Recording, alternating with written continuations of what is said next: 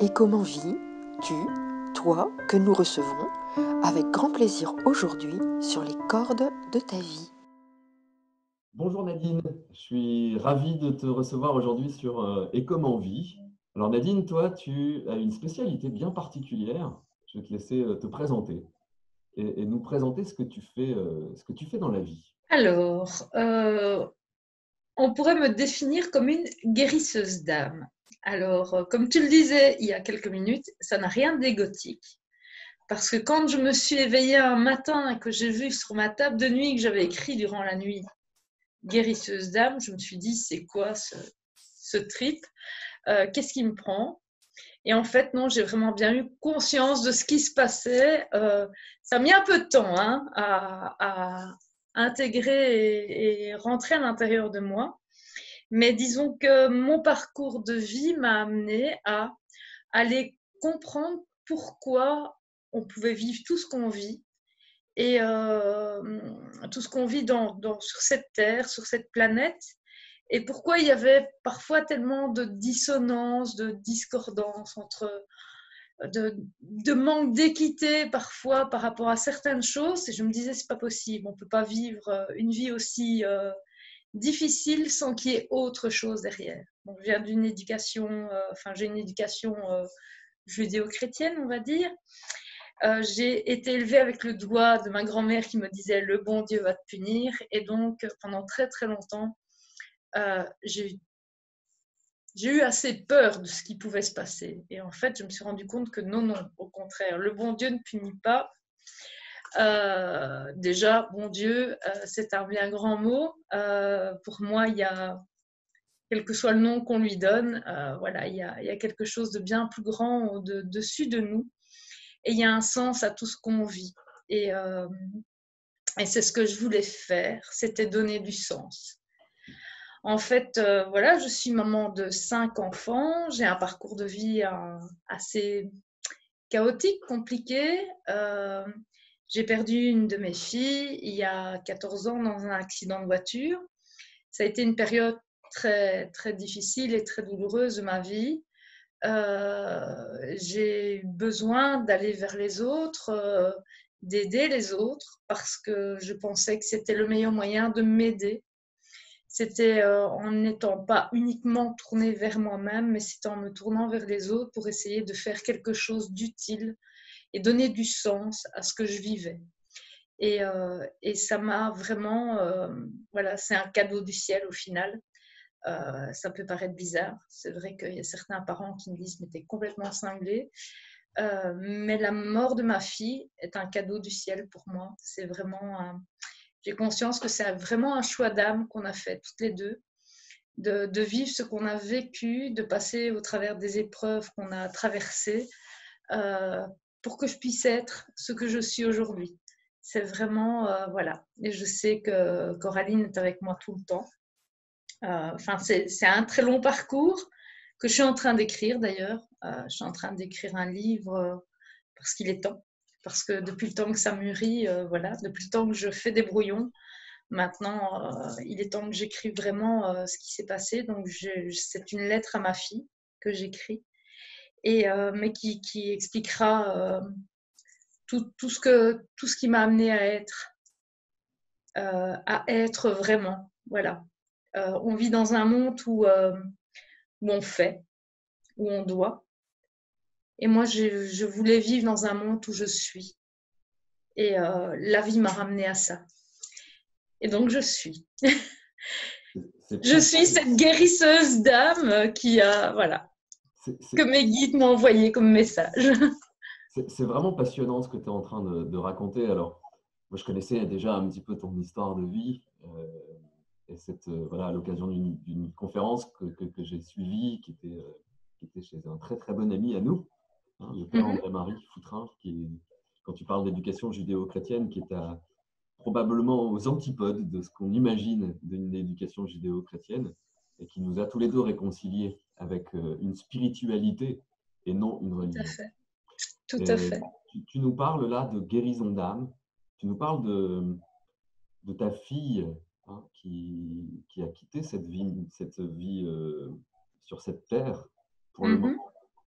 en attendant de te retrouver dans une autre. Mhm. Peut-être qu'il est déjà en train de la vivre, si j'ai bien compris, dans une autre vie. Tout à fait. Et tu parles de guérison d'âme. Du coup, j'ai envie que tu précises pour celui ou celle qui est en train de nous écouter et qui probablement n'écoute pas cette vidéo par hasard. Qu'est-ce que c'est? Comment tu fais pour guérir une âme? Alors déjà, je vais expliquer le plus courtement possible. Une âme ne s'incarne pas en totalité. L'âme, elle existe et puis elle fait des expériences. Voilà, nous sommes des expériences. Des expériences de la source, des expériences de Dieu. On doit tout tester.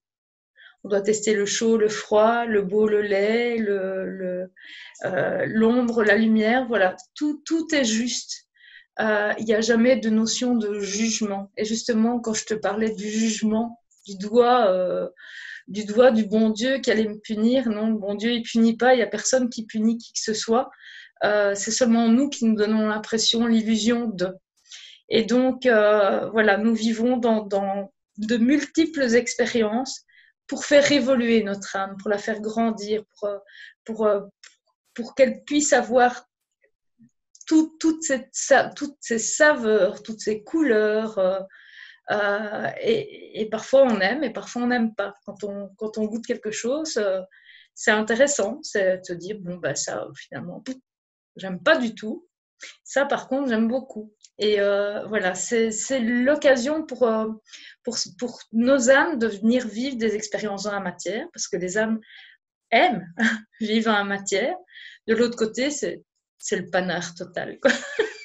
C'est le pied de l'autre côté, sauf que c'est pas dans la matière. Et donc, voilà, de s'incarner, ça permet de vivre des expériences. On vient travailler en famille, entre amis, on fait toutes ces expériences, un peu comme si on allait à l'école. Voilà, les âmes vont à l'école, elles vont tester des choses, elles vont se faire des copains, des ennemis, voilà, mais c'est juste, tout est juste. Et sauf que, ben voilà, quand on s'incarne, on se dit, ouais, je vais tester ça dans cette vie-ci, ça me paraît intéressant. Tiens, j'essaierais bien d'être dans cette vie-ci un enfant abandonné par son père. Ça m'a l'air bien comme truc. Et puis, tant qu'à faire, bon, je perdrais bien mon frère au passage. Et puis, mais j'épouserais bien ce gars-là parce qu'il me plaît beaucoup. Et voilà, et tu fais vraiment, ton âme, elle fait un choix, elle met où elle va, elle prend toutes ces expériences-là en se disant, je vais tester. Et puis elle met tout ça dans son sac à dos, et puis elle arrive ici et ça fait pouf. Parce que là, c'est un peu lourd. Ah ouais, effectivement, dans la matière, ça fait pas tout à fait le même effet que vu de l'autre côté. De l'autre côté, c'est juste des opportunités. La vie est un grand jeu pour les âmes, en fait. Et donc, bah voilà, parfois, bah, quand on joue, on gagne, parfois on perd. C'est un peu style jeu vidéo, vu de l'autre côté, un peu virtuel. Et quand on arrive dans la matière, c'est un peu différent. Et donc, on vient faire toutes ces expériences. Et quand on n'a pas bien compris une leçon, bah, on va la retravailler de façon différente, en reprenant les éléments, voilà, les amis, les copains, mais sous un angle différent. Par exemple, avec mon mari, on s'est déjà connus dans plusieurs vies, plusieurs incarnations. On a eu des incarnations en tant que mari et femme, femme et mari, mais aussi en tant que père et fille, en tant qu'amis. Des vies où c'était facile, des vies où ça a été plus difficile. Et voilà, et quand on se retrouve et qu'on a conscience qu'on s'est retrouvé, alors là, c'est magique, quoi. Et donc, c'est là, on vient revivre aussi de la magie par rapport à tout ça. Et j'ai l'impression que je suis en train de m'étaler parce qu'il y a tellement de choses à raconter. Non, mais tu ne t'étales pas, quand je pars dans mes trucs, voilà. Et donc, voilà, on vient faire des expériences qui sont parfois moins réjouissantes, on va dire.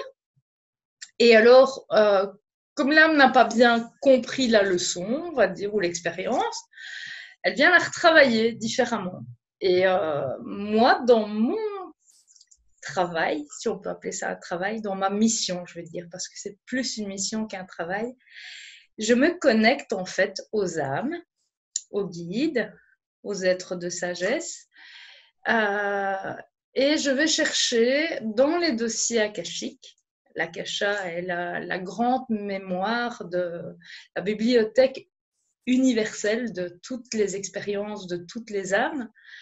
Et je vais chercher des histoires de vie, de passé, comme tu l'as vécu. Parfois des histoires de l'âme aussi. Parfois, c'est l'âme qui me parle. Ce matin, c'est une âme qui m'a parlé, qui a passé un message à la personne avec laquelle j'expérimentais.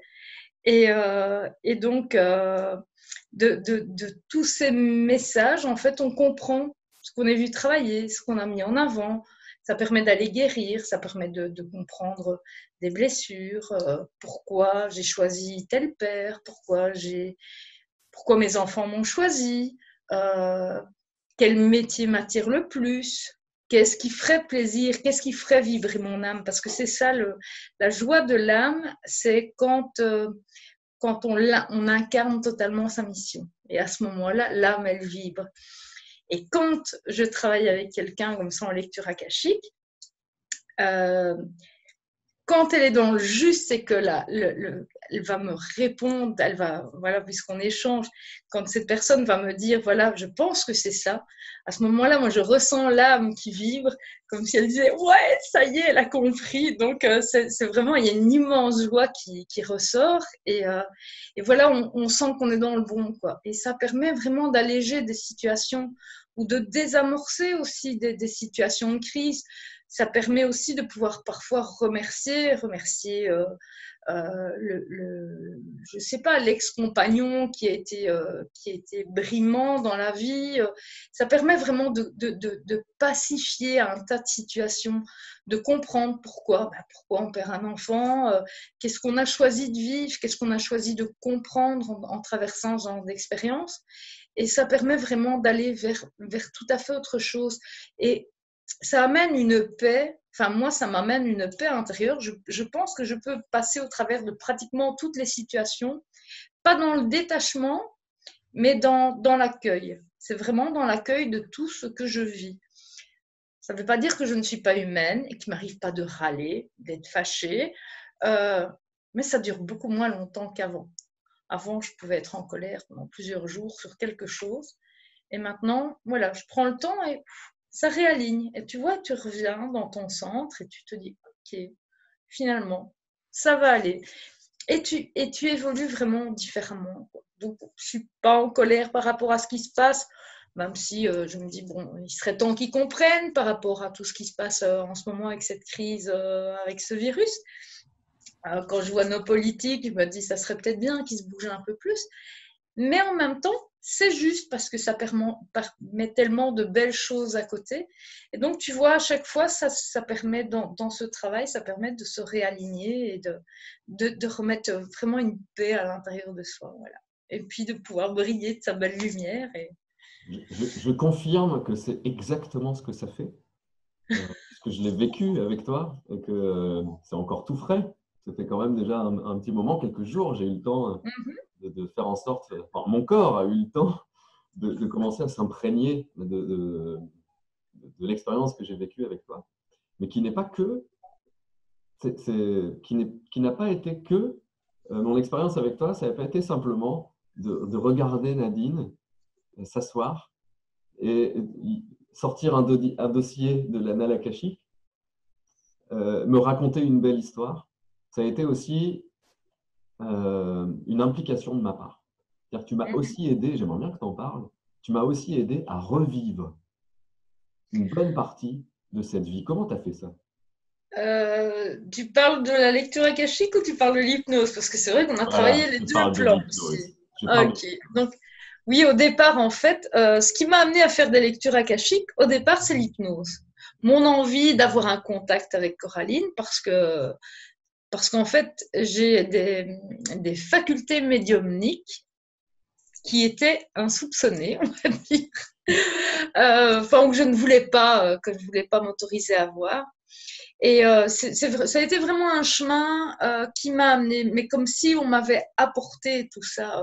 Tu vois, tu rencontres la bonne personne, tu entends la bonne information, et de fil en aiguille, et tout ça est un peu en lien avec le Père André-Marie aussi, dont on parlait tout à l'heure, parce que voilà, c'est un peu tout ça. C'est Catherine, une amie commune, qui m'a amené aussi à cette information de l'hypnose de régression. C'était quelque chose qui me passionnait depuis toujours. J'avais envie de découvrir ça. Et de cet élément, en fait, il y a plein de choses qui se sont mises en place. Justement, j'ai été comprendre pourquoi, j'ai été guérir des choses. Et là, il y a des facultés qui sont mises en place. Et en fait, dans une hypnose de régression, on accompagne une personne à aller justement rechercher elle-même des vies antérieures, des choses parfois oubliées aussi de cette vie-ci, des choses parfois douloureuses qu'on va aller ressortir de leur... c'est comme si on sortait un élément de cet endroit où on l'a vraiment caché pour le regarder sous un angle différent. Et le voir sous un angle différent, ça permet vraiment de se mettre en paix, de guérir, de comprendre une situation, de prendre un recul, reprendre de la hauteur. Et voilà, en fonctionnant comme ça, parfois certaines personnes en hypnose vont d'abord aller débloquer quelque chose dans cette vie-ci, puis ils vont partir dans une vie ou 2 vies ou 3 vies ou 5 vies, ça m'est arrivé 6, en une seule séance, vies antérieures différentes, qui vont amener des éléments qui vont lui permettre de comprendre pourquoi elle a fait des choix, pourquoi elle a vécu avec telle personne, pourquoi elle a vécu telle situation, et d'aller aussi à la rencontre de guides, d'êtres de sagesse, d'aller dans ce lieu merveilleux entre les vies, où l'âme n'est pas incarnée, mais où elle a ce regard bienveillant sur tout ce qu'elle a pu vivre. Et là, c'est une pure magie, quoi. C'est aussi permettre à des gens d'aller se faire des pardons discuter avec quelqu'un qui est décédé, et pouvoir parfois clôturer quelque chose. Voilà, aller prendre conscience de ce qu'on a choisi de vivre ensemble. Et, mais c'est une bienveillance et un amour, c'est incroyable, quoi. Moi, je vois des gens mais qui pleurent de joie. Je vois des gens qui baignent dans l'amour inconditionnel. C'est magnifique. Quand on se reconnecte à son âme, quand on se reconnecte à la source de tout, d'être vraiment dans tout cet amour, dans toute cette...